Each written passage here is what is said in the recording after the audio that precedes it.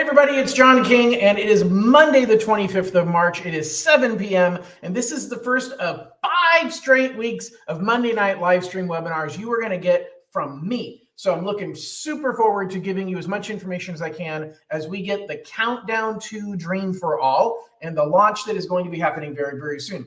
So first and foremost, what are we going to cover tonight? We're going to cover a lot of things. I want to really prime everybody for Q&A. So as more people start popping into this live stream, if you have questions about anything regarding the launch, regarding approval and the loan process, regarding questions and answers about just the program and Dream for All and how it works, I want to encourage you to ask me those questions. We also are going to be talking about the home buying process. And really, as you're embarking on this process right now, for everybody here, you're a first-time home buyer. And I want to really help guide you through the process. I'm going to provide you with some information about what banks look for, about what steps in the process happen and when. And then each of the next 4 weeks, I'll be giving you updates on what's happening with the Dream for All launch, but I'll also continue to educate you on the home buying process and things you need to know about utilizing the Dream for All program. So first and foremost, I want to let everybody know the registration portal opens 10 days from today. So on Wednesday, the 3rd of April, next week on Wednesday, the registration portal is open. You'll be able to find the portal by going to Cal Haffa's website. So let me pull up the website and show everybody that if you go, let's go right here and go right here. So if you go to calhaffa.ca.gov and you look right here and it's going to say California Dream for All right across the top, and you click on home buyers, it's going to take you to the Shared Appreciation Loan homepage. From this page, on the right side, you're going to see register for a voucher. And right here is where you're going to go. It opens up at 8 a.m. on April 3rd, closes at 5 p.m. on the 29th. So be prepared and make sure that you are ready to get your entry into the portal, and don't be late, because there's some information you're going to have to upload. And I want to make sure that you understand what is required of you. I've had a lot of people ask me a lot of questions about this. So first of all, right here, this button is where you're going to click to register, right here where it says register for a voucher. Now, if you go back to Cal Haffa's homepage, what you're going to find is there is way down here on the bottom, a lot of stuff, but way down here, you're going to see latest news. And right here on March 4th was a program bulletin. And that bulletin walks through everything that you need to know about registering. I hope they're going to provide more information. I am going to actually do a tutorial, a walkthrough on the morning of April 3rd. So I'm going to log in. I'm going to enter information. I'm not going to submit it. I'm not going to do a real one, but I'm going to record it so that you can see me do the walkthrough. So that if you're not sure what's going to be expected, you're not sure what questions they're going to ask, wait, you don't have to do it on day one.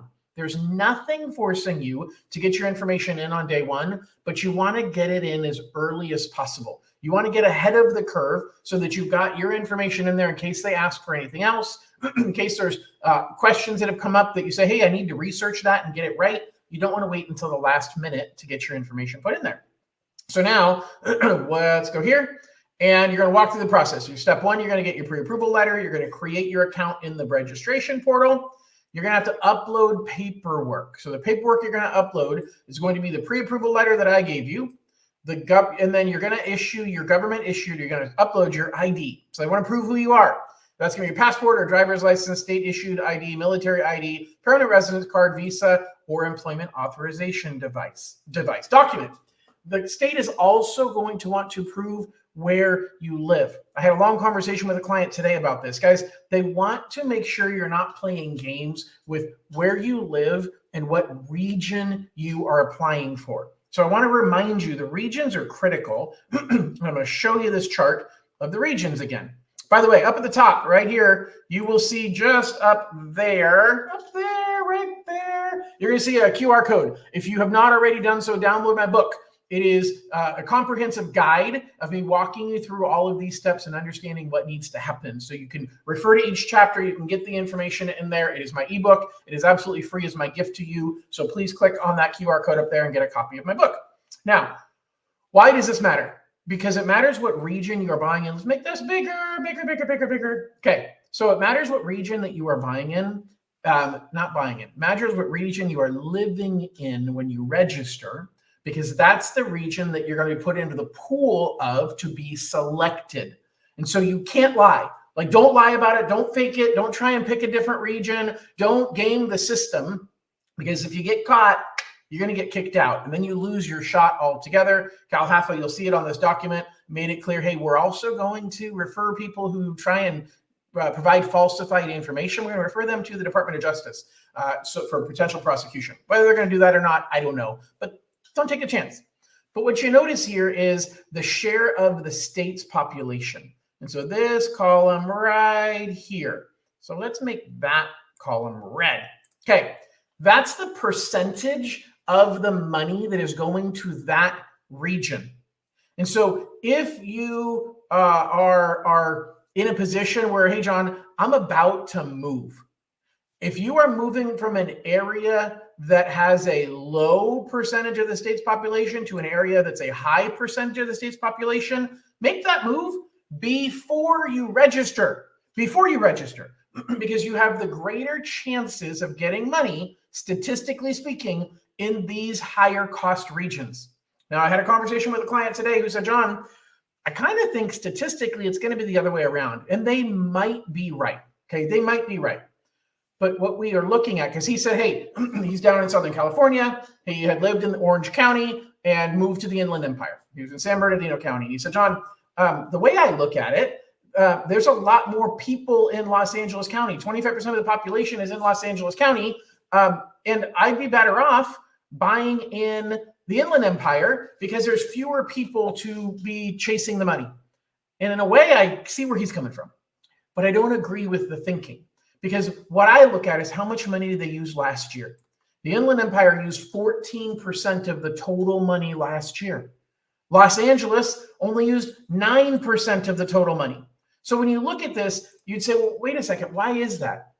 Because the average person in the Los Angeles area is looking for, kind of, you got the haves and the have-nots. You got a lot of expensive homes, and then you got a lot of inexpensive homes. And so it's harder for the average person to actually use this program, because the average person, a lot of the population in the Los Angeles region make really good money, and they live in really expensive houses, which this program is not designed for. And so there is even though 25% of the population lives in Los Angeles, you have a lot of people who make on the lowest end of the wage range, and those people don't make enough to buy a home in Los Angeles. You got people at the highest end of the wage range that make too much money to fit into this program. And so you're right in the middle. If you qualify and you're in Los Angeles, there's actually a small group of people right in the middle. But if you look at the Inland Empire, you don't have the really, really, really high wage earning segment. You have some, but you don't have a huge population of them. And you also don't have the disparity between the haves and the have-nots in the Inland Empire. So you're going to have more people chasing the money, which is why I think that if you have a choice, let's pretend that you are about to move and you're moving from Los Angeles to the Inland Empire. Well, then you want to register yourself in the portal before you make the move. Okay, I hate this little thing popping up. You want to register yourself in the portal before you make the move, because you don't want to be in a position where you've made that move and it puts you in a lower area of eligibility. But the fact is, don't fake it. Don't try and put an office address. Don't try and put an address of your friend, because if you're caught, you're going to get kicked out. Okay, follow the rules and see if you get what you get, but don't try and fake it, because you're going to risk really putting yourself in a bad position. All right. So you have to have proof of your current address. And then if you were in foster care, you have to have foster care documentation. All of that has to get put in. You're going to be certifying a lot of things. You're going to be confirming all of these things. I'm not going to go through them all, but they're going to walk you through a lot of things that you have to attest to, that you have to certify, hey, this is true, which is why they aren't letting me do it for you. You have to do it yourself, and you're going to be attesting to these things being true.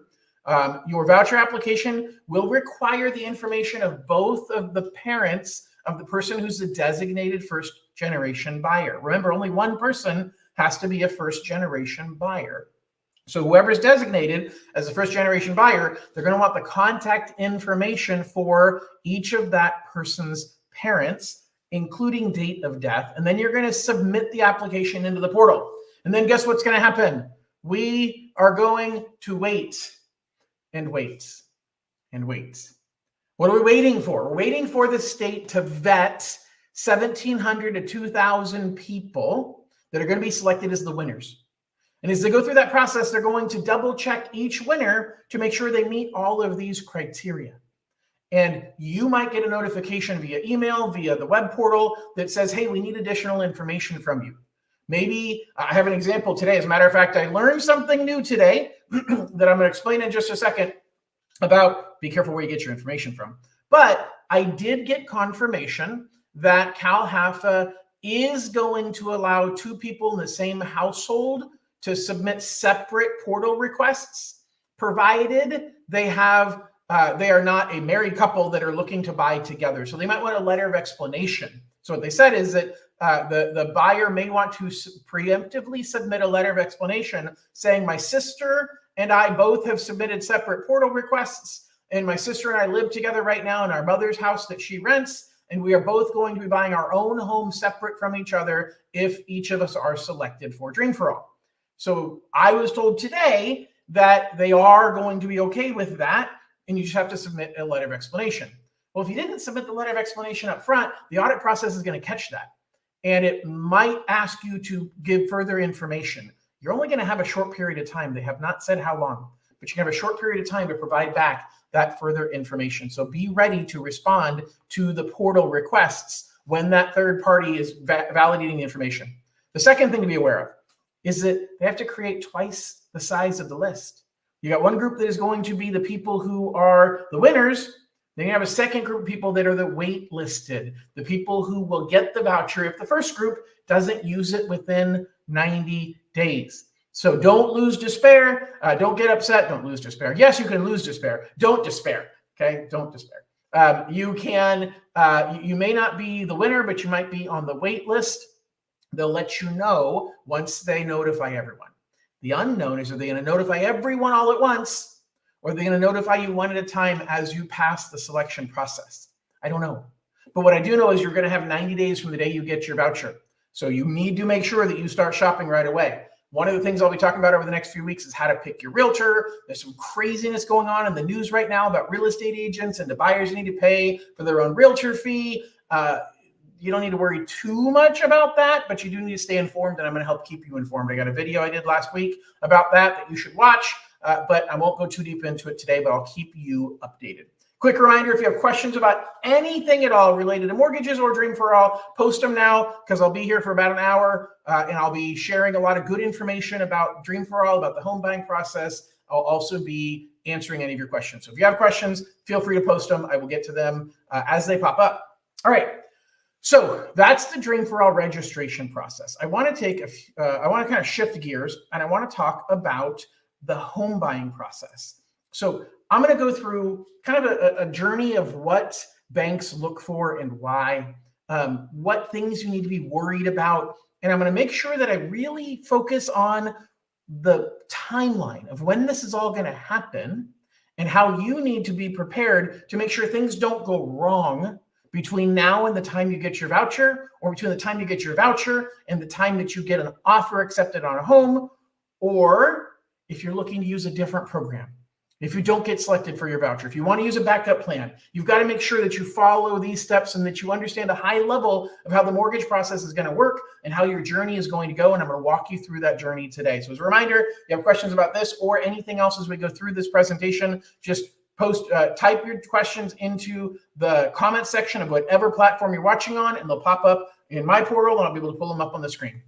All right, so I do want one last thing to tell you. I'm going to be doing live webinars every single Monday night at 7 p.m. for the next 5 weeks. So you are going to get a lot of me, but I'm going to help educate you through this process. All right, so let's dive in. First of all, be careful where you get your information.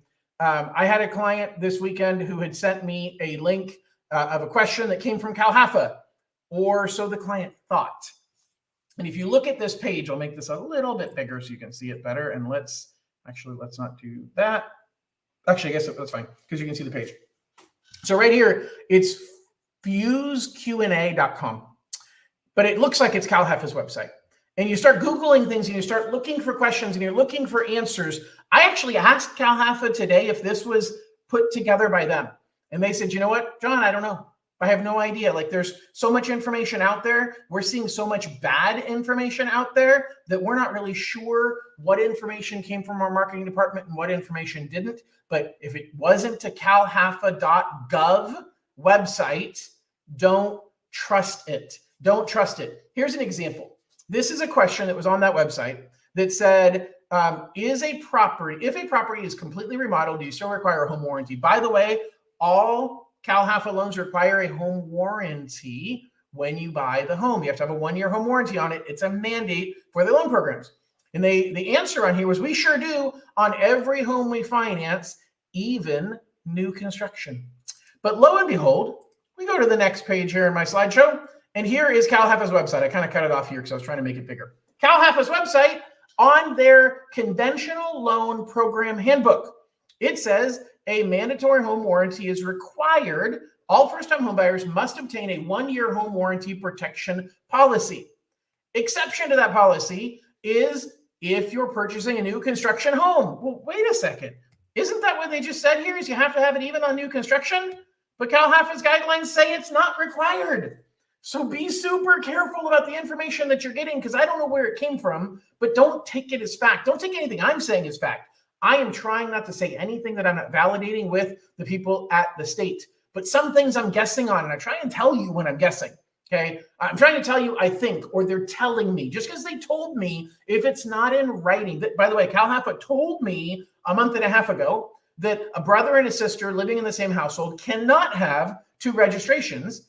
But CalHFA told me today, no, they can. You just need an explanation letter. So we got to be careful about the information we're getting. CalHFA is trying to figure this out. They're doing the best they can. I don't want to throw them under the bus. I appreciate how hard they're working. But you just have to be careful, because if you're getting information from the wrong site, this looks like CalHFA, this looks like the right information, but you're getting information from the wrong site and you're going to get the wrong answers. All right, anybody else who's showing up? We're getting more and more people who are showing up right now. If you have questions about what I'm talking about or anything at all, post it into comments on whatever platform you're on. I'll be able to answer those questions live as we're talking tonight.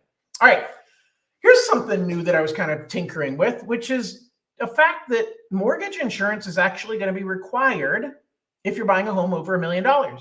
You said, John, that can't be true. How can they force me to have mortgage insurance if I'm buying a home over $1 million? Here's the answer. Math. Math is why you're being forced to pay for mortgage insurance if you're buying a home for over $1 million. So here's how the math goes. The math says, look, if you are buying a $200,000 home, you can put 5% of your own money down, which means you're putting $10,000 of your own money is the most you can put out of pocket. Plus your 20% from the state, which is $40,000. So you're putting $50,000 down on a $200,000 home. That's 25% down, 5% from you, 20% from the state, and that's 25% down. Your LTV, or loan to value, is 75. That's perfect until you get over $750,000. As soon as you get over $750,000, the state's money stops being 20% of the purchase price. So it's at $800,000, you can still put in your 5%, but the state's money is no longer 20%, it's 19. So your 5% plus the state's 19% means that you're putting 24% down, and you're borrowing 76% of the purchase price. Fast forward to a $1 million home. On a $1 million home, let me see if, no, I can't. Okay, on a $1 million home, you are putting out of your own pocket 5%, or $50,000. The state's money is $150,000, 15%. Your 5%, their 15%, you're putting 20% down, you're fine, no mortgage insurance.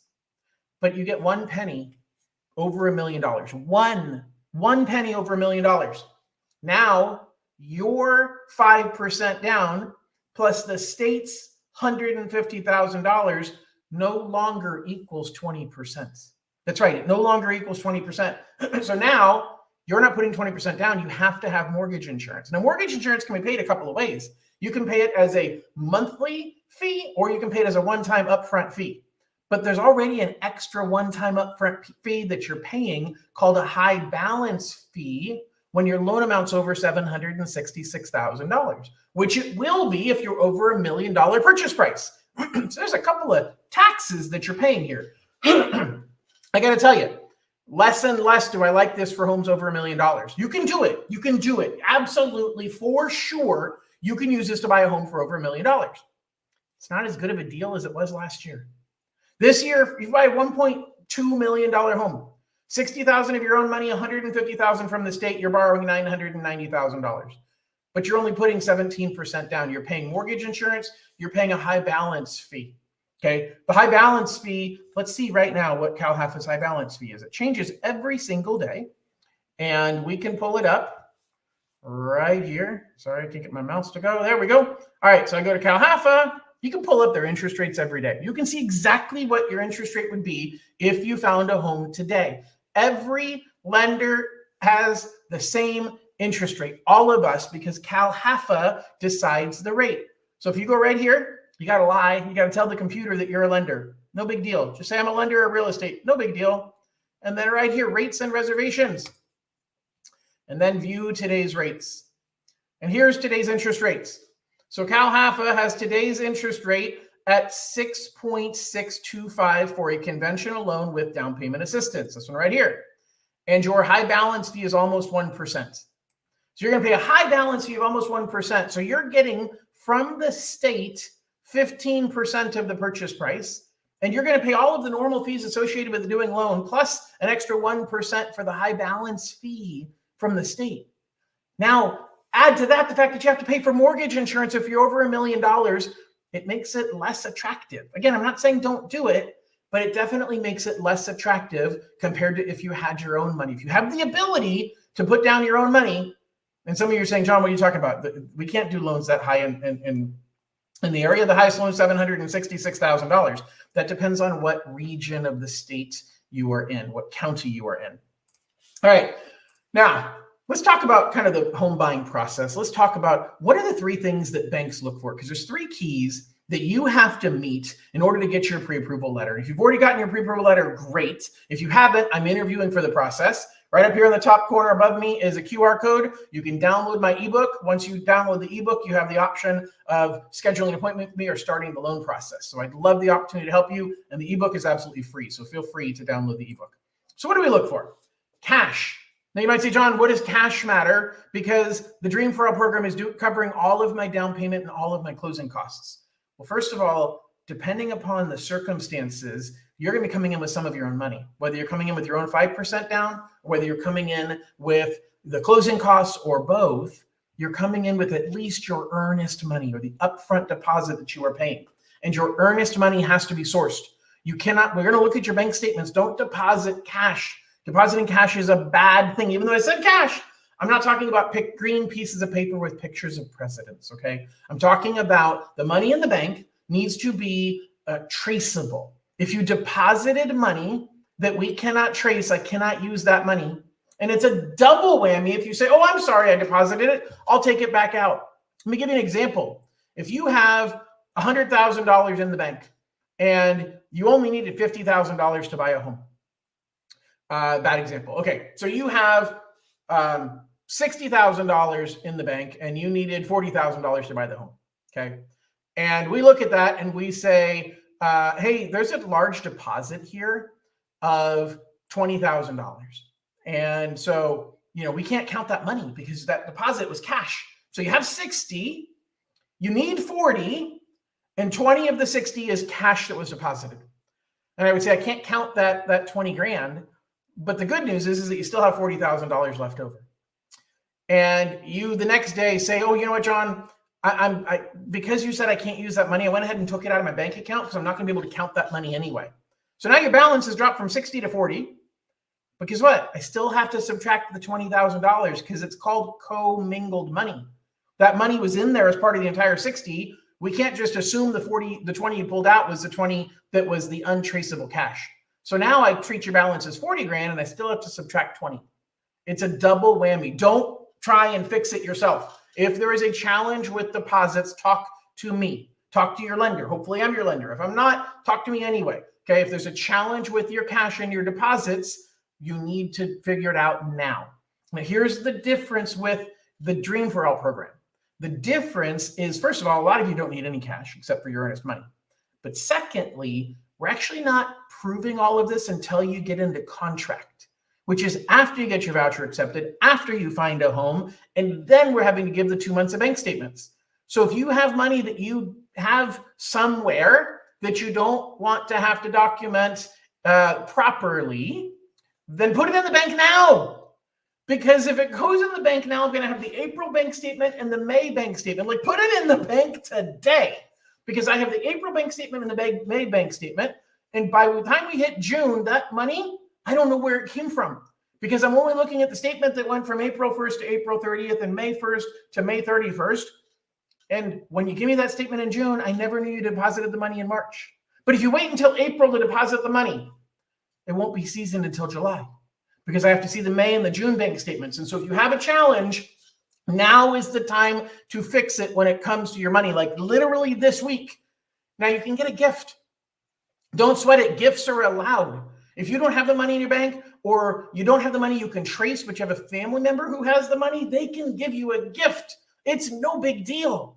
Don't sweat it. Just call me and I'll talk you through it. Okay, the second thing we care about is credit. Credit's a really big deal.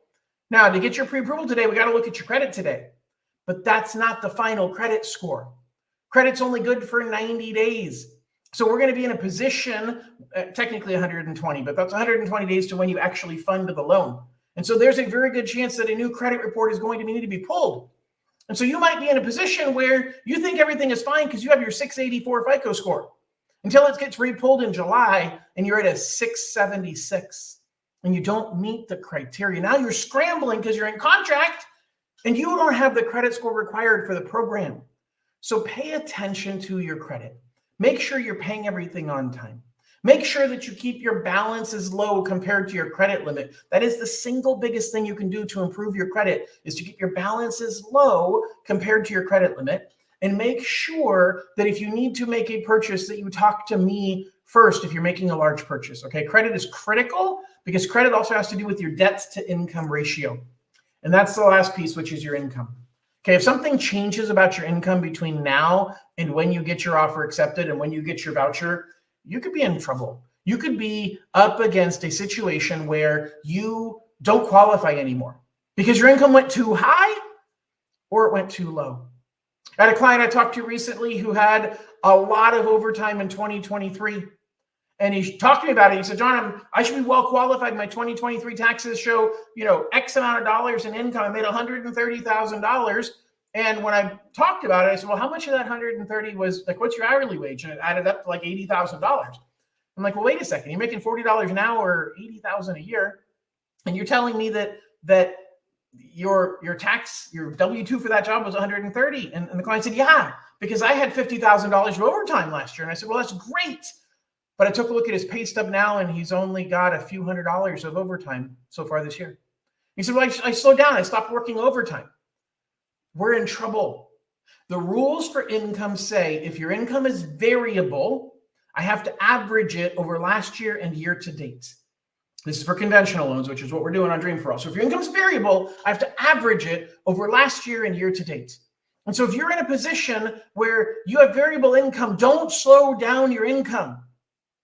And if you have stable income, you're fine as long as you continue working the same number of hours. But with the Dream for All program, there's a maximum amount of income. So you actually could be up against a situation where you got a pay raise or you started working extra overtime and it caused you to make too much money. So you've got to pay attention to where you're at and understand how we look at it. And so if your lender has not had a conversation with you about that, you're working with the wrong lender. Okay, because every client that I'm talking to, we're talking about their income levels. And if they're close to the threshold, I'm telling people, don't go get a pay raise. Don't work a bunch of extra overtime. Or if you're at the bottom end, I need you to work a lot of extra overtime to catch up on it. But don't get caught flat-footed. Okay. All right. But there's a fourth thing we care about. It's not just cash, credit, income. We care about the property. And this is going to be critical when you're out shopping for a home. Now, you're going to think, I have 90 days to find a home. And my voucher is good for 90 days. Again, you might find a home and then do an inspection and find out the home doesn't work for you. You might find that there's condition issues with the property that you're not willing to take on. I had a client who bought a home last weekend, went into contract last weekend, did an inspection on Thursday, canceled on Saturday, found another home on Sunday and is in contract, and we're going to do inspections this week. So sometimes it works out that well that you cancel one and you find another one right away. Sometimes it doesn't work out so well. And so understand, we care about the value of the property. It's got to be appraised to be worth what you say you're buying for it. If it comes in lower, we're in trouble, because the Dream for All funds are based on the lesser of how much you're buying the home for or what the appraised value is. And so the funds are based on that. The loan amount is based on that. So the value of the property matters, but so does the condition. We cannot accept properties that aren't livable or that have health or safety issues. So be aware of the condition of the property, and specifically for Dream for All, it has to be a single family residence. When you look at type of property, single family residences are all you can do. You can't do duplexes, triplexes, fourplexes. Now you can do condos. You can do a townhome, and you can do a manufactured home that is on land that you own. But you cannot do 2, 3, and 4 unit properties. You can do an ADU that has a single family residence that has an ADU. That is a loophole that's allowed. You're just not allowed to count rental income from the ADU, but you can buy a single family residence that has an ADU. Now, I talked about cash. It's down payment, it's closing costs, it's reserves. Very few of you are going to require any reserves, so don't worry about reserves. That is not something I expect to be necessary. Really, for most of us, reserves with this program isn't important at all for most buyers. It's not. Let me say that a different way. I think reserves, extra money you have for a rainy day, is probably the single most important factor of success in owning a home.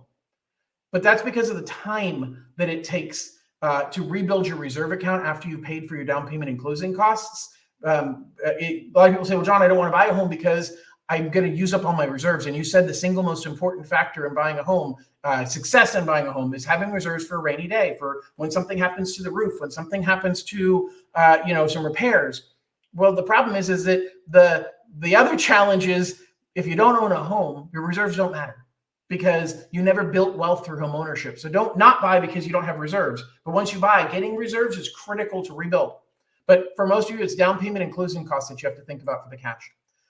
Make sure it's seasoned, okay? Make sure the money has been there. I talked about that a couple minutes ago. Cash is a 4-letter word. Do not deposit cash. I'm talking about green pieces of paper with pictures of presidents. Do not deposit cash. The documentation matters. Prove where your money came from. If you're pulling money out of your 401k, I've got to see the paper trail. If you're selling a vehicle, I've got to see the paper trail. It is critical. But remember, with Dream for All, the timing of when we need the money is we need it all at the end. We don't need it today. So you can get a gift for money later if you don't have it. Really, you can get into a house with very little money, because we can use the Dream for All money to pay almost all of the closing costs as well. Now, credit. Credit is how well you paid your bills in the past, because it determines your rate. Now, in the Dream for All case, it doesn't determine your rate. So I stole this from a different presentation I did, and that's a lie. I'm lying to you. Sorry. It doesn't determine the interest rate. You get the same rate regardless of what your credit score is with the Dream for All program. But here's the deal. There's lots of myths about what works and what doesn't work, what fixes credit and what doesn't. What I'll tell you is there is nothing somebody can do for you that you pay them to do that you can't do for yourself. There's also no magic bullet. There's no money you can pay to get stuff erased off of your credit report. It just doesn't happen. By the way, those of you who are popping on right now, if you have questions about anything Dream for All related or related to what I'm talking about with the process of owning a home or buying a home, post those questions in the comments and I'll be happy to bring them up as they come up. So you credit-wise, there's no magic bullet. There's no specific company you can pay to erase the bad stuff off of your credit report. So just remember that as you yourself or someone you know thinks about, hey, well, I can get that fixed. I can get that erased. That's very, very difficult, if not impossible to do. All right, income. So when we're looking at income, again, I'm explaining all this so that you understand what we're looking at, because you're getting pre-approved today for a loan we're not doing for 2 to 5 months. And so you've got to pay attention. What we're doing is we're calculating your debt to income ratio, and it's pretty simple, actually.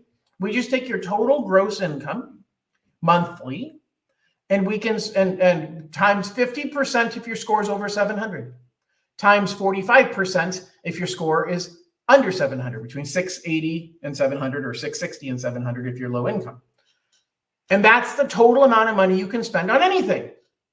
Now we simply subtract from that your monthly debt obligations on your credit report, car payments, child support, alimony. Those aren't on the credit report, but they count.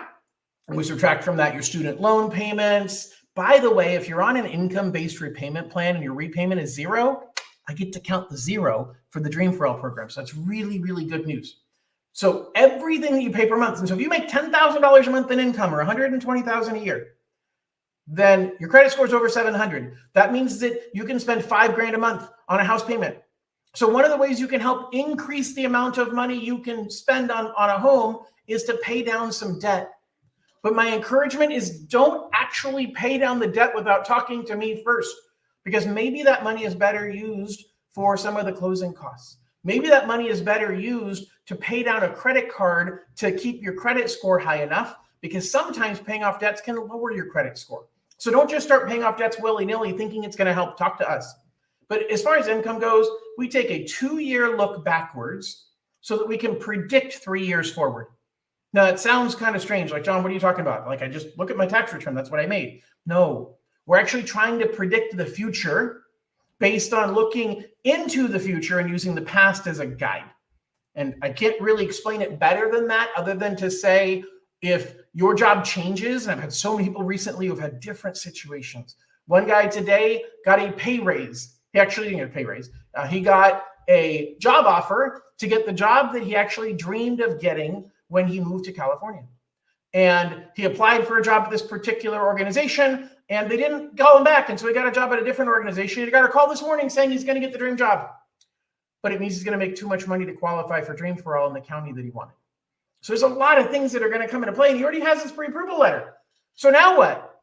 Well, he's got to look to buy in a county that don't take the job, or look to buy in a county that has higher income limits. Okay.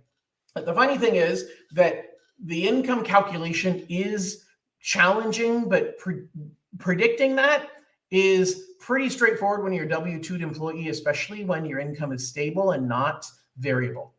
But it's very, very challenging when you have variable income like overtime, commission, or bonus. Even more challenging when you own a business. The numbers are never what you think when you own a business, okay? Types of loans I'm actually going to skip. The only loan we're doing for Dream for All is a conventional loan. As a matter of fact, I haven't even updated this because it says 726 is the limit, and it's actually 766. This is last year's slideshow. How horrible of me. Anyway, and this is wrong because this doesn't really apply to Dream for All at a 620 credit score. I'm going to skip right past that. I'm going to skip past that. I want to explain to you the process of buying the home, because this is going to be like going to the dentist and having your teeth pulled. You're going to get so frustrated at times over the things that I ask of you, the things that CalHAFA asks of you, the things that your realtor asks of you. Just understand, the mortgage industry has had the full regulation of the federal government come down upon us after the 2008 financial collapse. We are blamed for collapsing the global economy, and so we have a lot of regulations, plus a lot of just challenges going on with the economy right now. And let's not add in the challenges of the fact that the government's now coming after the real estate industry and how they do business. So there's a lot of challenges going on. Just be prepared for it. Be prepared for it like you prepare to fly in an airplane.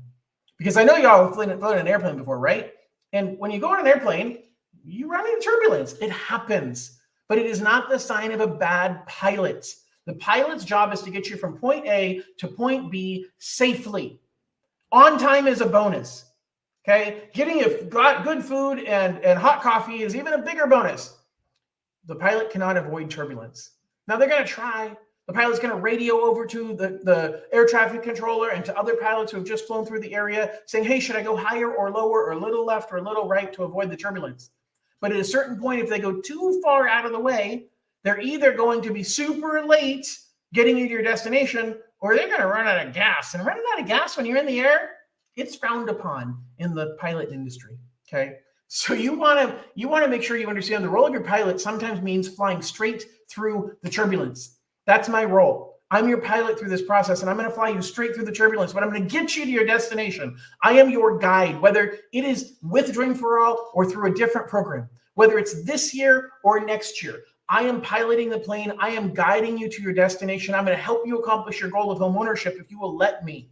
But it isn't going to be simple. It isn't going to be easy. And there are going to be challenges and bumps along the way. And I want you to be prepared. So here's what the process is going to look like. By the way, I probably got another 10 or 15 minutes. If you guys have questions, feel free to post those in here. What's the process look like? Well, the first thing you get is your pre-approval, pre-qualification, really your pre-approval. And you'd say your next step is to go find a home. Now, between now and then, you got to wait to get your voucher.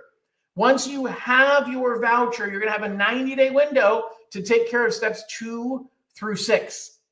So step 2, finding your new home. So you've got to find a realtor that you're going to work with. You need to be prepared to sign an agreement with that realtor that goes over how much money you're going to be paying them for their services. And you say, oh my God, John, I don't have the money to pay for that. Well, I'll tell you what, historically, the seller of the home has paid for both real estate agents. Recently, there has been a settlement proposed with the National Association of Realtors that doesn't stop that practice, but it simply says that it can't be required, that the seller cannot be required to pay for your real estate agent. Some sellers are going to hear that in a competitive market where there's not a lot of homes for sale and say, if I'm not required, why would I do it? But more importantly is once you sign that agreement with your realtor saying, I'm going to pay you X percentage, the realtor then has to negotiate that on your behalf to get the seller to pay it. But the seller might have 3 other offers from people who aren't requiring that they pay for the realtor's commission, and it's going to make it harder for you to negotiate. Now, if you have the cash to pay for it, we're okay with you paying for the seller, your agent who's representing you. But a lot of you don't have the cash to pay for it. And we can't just wrap that into the closing costs in most situations. We're hopeful that we might have some options to do that by the time summer comes, because this all is only about a week or 2 old as far as this new settlement and what the language is going to be and how we implement it. But the bottom line is you need to find a realtor to help you find a home. And now is the time to start searching for a great real estate agent. Because whether you're buying a home using Dream for All or you don't get a voucher accepted and you work with me to find a different type of program to buy a home, the fact of the matter is you want to have a realtor on your side that you can have guide you through the process like I'm guiding you from the lending side. Once you write an offer on your home and the offer is accepted, a few things are going to happen. The first thing is you're going to pay me for an appraisal. Okay. Depending upon your market, that's anywhere from $600 to $850 for an appraisal. You're going to pay me for that right away because we got to get the appraiser out. You're going to write a check for what's called an earnest money deposit. Because in the contract, when you wrote the contract, you said to the seller of the home, I'm serious about buying your home. And I'm so serious that I'm going to write a check for some money that if I cancel for no good reason, you get to keep my money. And that is mandatory that a contract is not binding unless there's money that exchanges hands. And that could be $1. But seriously, what seller is going to say, oh yeah, no problem, I'll take my house off the market if you just put up $1 to prove how serious you are? How serious are you if you only put up $1? And so you're going to have to put up some money at the time that you find your home. Okay. That is your earnest money deposit. That money counts towards your portion of the down payment or your portion of the closing costs. Or if you're having the Dream for All program pay for all of your down payment and all of your closing costs, you get that money back the day you get your keys. You get a payday. You get your money returned to you the day you get your keys. Out of the 9 people I helped last year, 6 of them got all of their money back. Close to all of it. $500 here, $600 total for another person. Like it was pretty darn close. But the fact of the matter is we got a majority of their money back to them because that's how they wanted it to be structured. So you have to write a check for the earnest money deposit. You have to write a check for the appraisal fee. And you have to write a check to pay for your inspections. You want to double check to make sure, based on your realtor's recommendation, do I do a home inspection? Do I do a roof inspection, a well or septic inspection? There is lots of inspections that you might want to do. And they could be anywhere from $200 to $500 a piece. But you don't want to end up owning the house and find out about these problems. Okay, the term is caveat emptor or buyer beware. You have to be aware of what you're buying. This is why they're giving you a 90-day window to shop for a home once you get your voucher. And if you get your offer accepted on one and you cancel, you still have time left to go find another one. Okay. Okay. I got a question here and I want to encourage questions. All right, so can I buy a home from someone I know personally, but the property isn't on the market? Yes. It is not required that you buy a home that is listed publicly on the market. The Dream for All program does not require that you use a realtor. I suggest you do. It does not require that you buy a home that's publicly listed on the market. I don't suggest you do. Like, if you can find a deal and you can find somebody willing to sell you a home without competing with other people, great. No problem at all. So that is absolutely a great question. And guys, please bring the questions. That's what I want to do, is make sure I'm answering your guys' questions.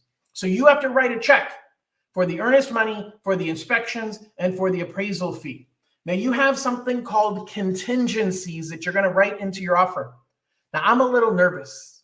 I'm a little nervous right now about the housing market and about how busy the market's going to get this summer, when we've got 2,000 people up and down the state running around with their lottery ticket in their hand, dying to buy a home in the next 90 days.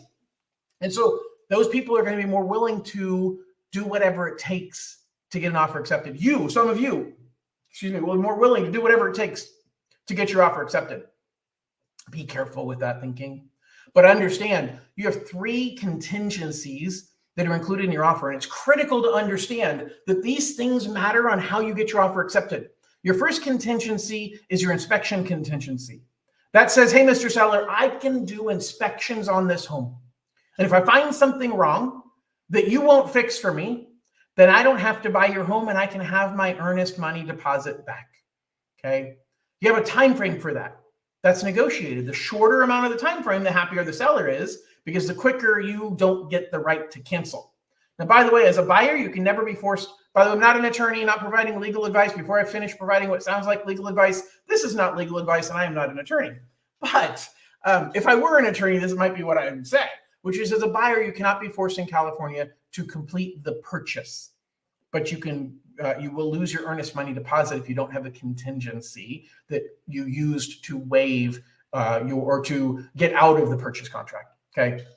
So when you're writing your offer, you have the 3 contingencies: the inspection contingency, you've got the appraisal contingency, which says, hey, if the house doesn't appraise for the price we're paying for it, then I can cancel and keep my money and keep my earnest money back. Okay. And you have your loan contingency that says, hey, if a problem happens with my loan and I don't qualify, I can cancel and get my money back. And you'd say, John, if something happens to my loan and I don't qualify, I'm not buying the house anyway because I don't have $1 million or $500,000. But you also just lost your earnest money. Because if you don't have a loan contingency and there's something that goes wrong with your loan, my job, by the way, is to make sure that doesn't happen. It is very rare that something happens to a loan that we can't close the loan and we didn't know it going in. Now, there's times when I'll tell somebody, hey, I'm super worried about this. I'm not sure if we're going to win this battle, and people want me to go anyway. And I will fight for you, and I will fight for anything on your behalf.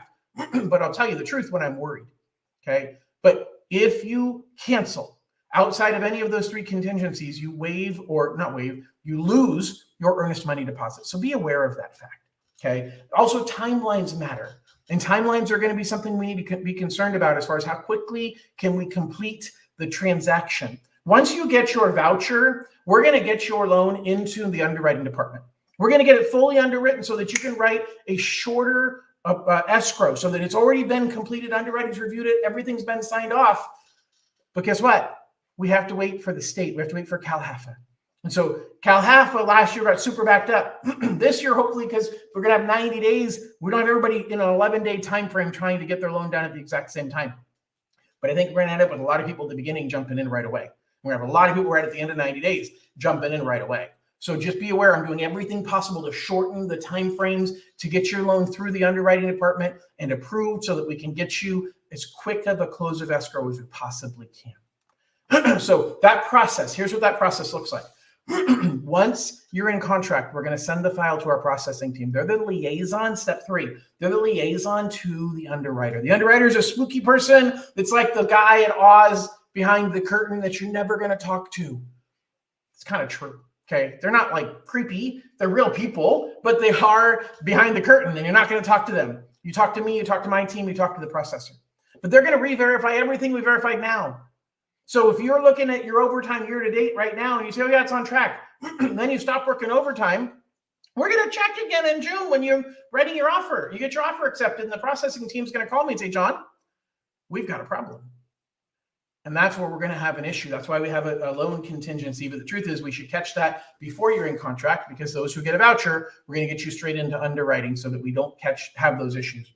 The underwriting department is the person who has the final authority to say you're good or you're not good. Okay. Once you've been through underwriting, then we create your final paperwork. That's when you meet with a notary to sign your final paperwork. That's when you bring in the rest of your money. The rest of your down payment, if you're bringing down payment money, the rest of your closing costs, if you are paying for closing costs, that is when you bring in your money, and then you move into your home. Okay, so that is the process of buying a home. I want to switch gears a little bit, talk about a couple of more topics here. I got try and wrap up around 8, so about 10 minutes or so left. I can run longer if we have more questions. But I got a lot of people saying, John, is it a good time to buy a home? First of all, what I'll tell you is it's like the question of, is it a good time to plant a tree? Answer, is it a good time to plant a tree? When is the best time to plant a tree? Does anybody know? I'm going to give it about 10 seconds, see if somebody pops it in here. But when's the best time to plant a tree? The answer is 100 years ago. That'd be the best time to plant a tree because the tree's grown, it provides shade, it's well rooted, everything's great. That's the best time to plant a tree. But you can't go back in time. So when's the second best time to plant a tree? Today. Right now, not in the future, not some point down the road. People talk about timing the market. John, I want to time the market. I want to buy it this. I think the averages are going to go like this and the numbers are going to go like this. And I've run an algorithm and I think it's going to be this timing. Timing the market has rarely worked. It's time in the market. We're not talking about a stock that you're buying that says, hey, if I buy this stock at this time and then it goes up to this point at this time, I can time it and I can get out. You have to have a place to live. You can't get out of having shelter. Okay, you got to have a place to live. And so you're looking for, does this fit my lifestyle and can I reasonably afford it? By the way, don't think, hey, can I afford it? Nobody can afford a home right now. This Dream for All program, pretty much the best option to afford a home today, given how challenging interest rates have caused payments to go up and house prices have caused payments to go up. So just understand, there's never a good time. But the fact of the matter is, with Dream for All, there's no question it's the right time. If you're not using Dream for All, I'll tell you that right now, the general public is still scared and sitting on the sidelines. They're waiting for interest rates to drop. They're waiting for house prices to drop. Well, I will tell you, I think interest rates are going to drop at some point in time. I think we're in the high end of where rates are, and they're going to come down from here. But I'll tell you, I think that when interest rates drop, house prices are going to go up. Now, why do I say that? Because historically, as interest rates went up, house prices went down. Because the average buyer in every neighborhood, in every market, could only afford a certain amount of money per month on a monthly payment. And so if the rate goes up, the only way to achieve that same monthly payment is if the price of the house goes down. Unless there's enough buyers wanting to buy those homes that the ones that can't afford it, they go by the wayside, but others are still there that can. If you rewind back to 2020 and 2021, you had people writing multiple offers on homes, and I mean multiple offers on homes, where we had 10, 15, 20 people writing an offer on the same home. Guess what? Only one of those people got the offer accepted. The other 19 were still shopping and ended up never buying a home. They're the ones that have been sitting there, and they're the ones that have been eating up the inventory, eating up as homeschool for sale. The prices haven't dropped. That proves that there's a lot of people waiting to buy homes. And then as soon as interest rates come down, those people are jumping back into the market and prices are going to go up. I was very excited and nervous that interest rates were going to come down this spring. I was hopeful and concerned that interest rates would be in the mid fives by now. Okay, maybe even the high fives. The fact of the matter is that would have spurred the market. That would have helped a lot of people be able to afford homes, but there aren't enough homes for sale already for the number of people that want them. And so basic supply and demand.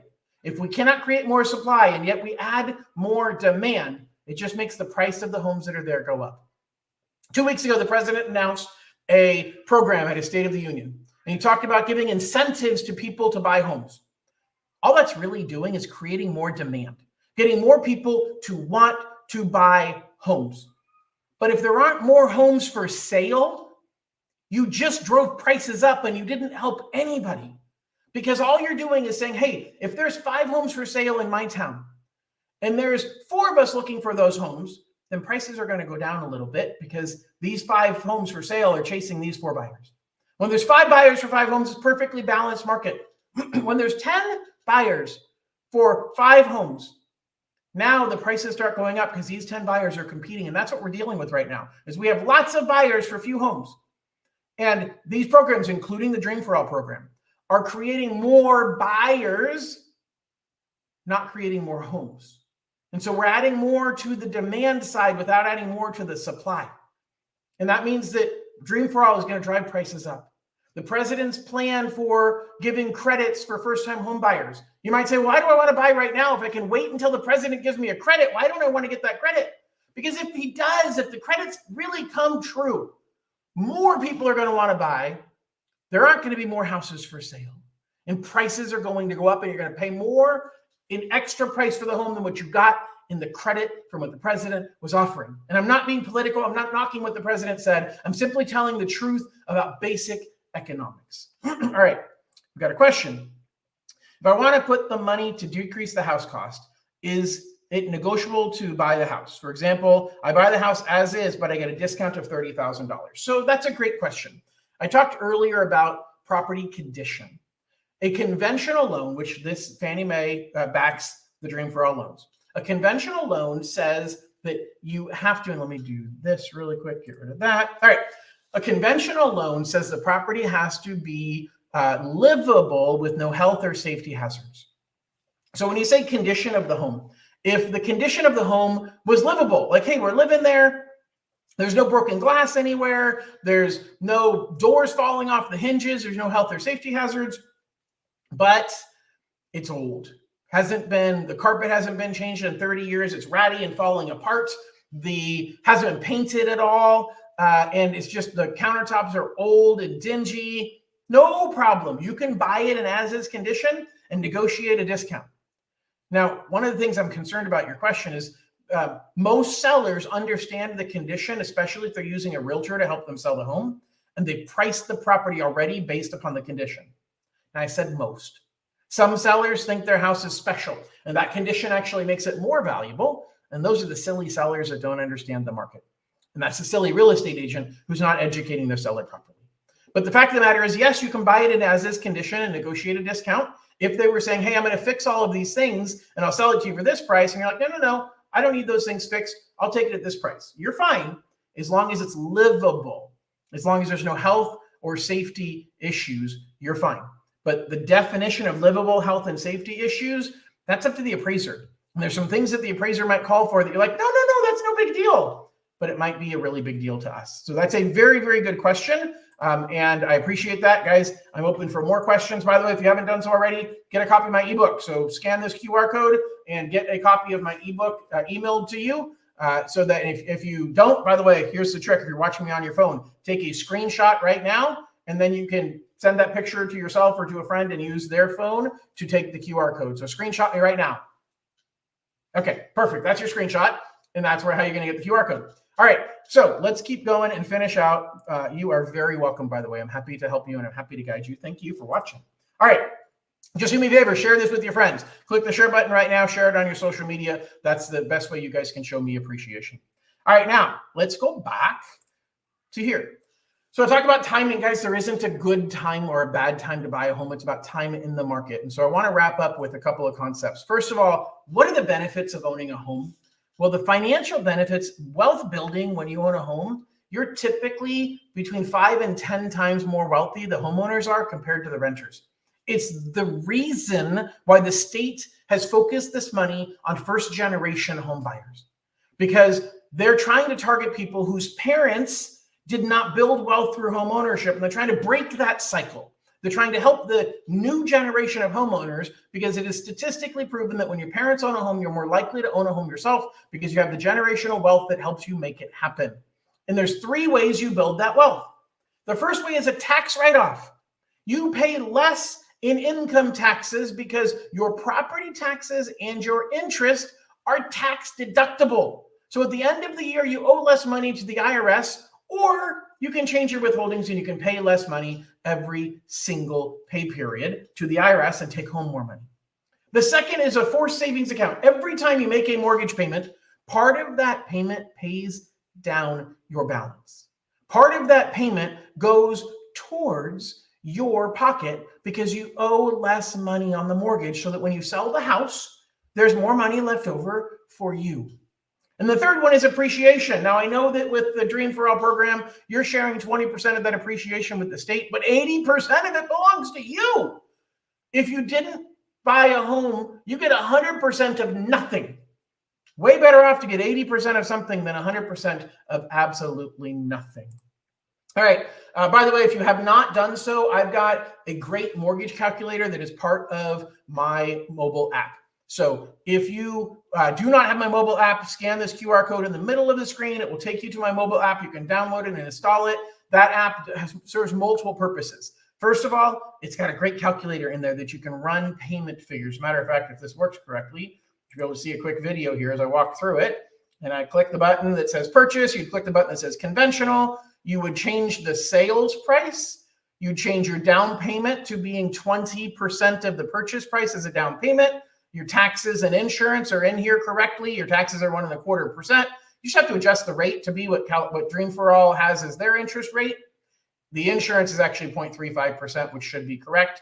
And then you change your purchase price either by typing in the numbers or using the slider right here. And you can actually see what your monthly payment is. Click calculate down at the bottom, and it gives you a complete breakdown showing you how much is going to principal and interest, how much is taxes, how much is insurance. It gives you a full breakdown of all of that information, all within my mobile app. And it serves as your way to communicate with us. That's how you upload documentation to me. That's how you submit your application and securely send us paperwork. And it's got a chat function that you can communicate with us directly. So if you do not have my mobile app, this is where you need to start. If you do not have my book, up there is where you need to start to get a copy of my book. All right. So guys, here's it matters who you do business with. It matters who helps you with your loan. And so I'm going to end with this, because who you pick to do your financing matters more than ever. First of all, the reputation. I've got a great reputation all up and down the state. I'm one of, a lot of you are watching me because I've really focused on providing really good information about this program, and that's helped my reputation with people as they were trying to get approved last year and also this year. So reputation matters. The reputation of some larger companies that are online lenders doesn't help you get your offer accepted. I also am really focused on what do I do to help you get your offer accepted by the work that I do before your offer is reviewed by the seller. So I am calling the listing agent. I'm talking to them about the strength of your offer. I'm explaining to them what Dream for All is and how it works. I'm giving them the confidence that I am a preferred CalHFA loan officer. Now, there are preferred companies, but lots of companies who are preferred companies, and all of the loan officers of those companies can do these loans. My company is a company that is a preferred company. It's not a preferred, an approved CalHFA lender. Okay, lots of companies are approved CalHFA lenders, but only a few loan officers are preferred loan officers because of the number of transactions we've done with CalHFA and the skill at which we've managed them. And I am a preferred loan officer at CalHFA. So that also helps with the credibility of the strength of your offer. We fully credit, income, and asset underwrite your files to help you remove those contingencies we talked about and to make it a quick closing. So guys, it's 8:03.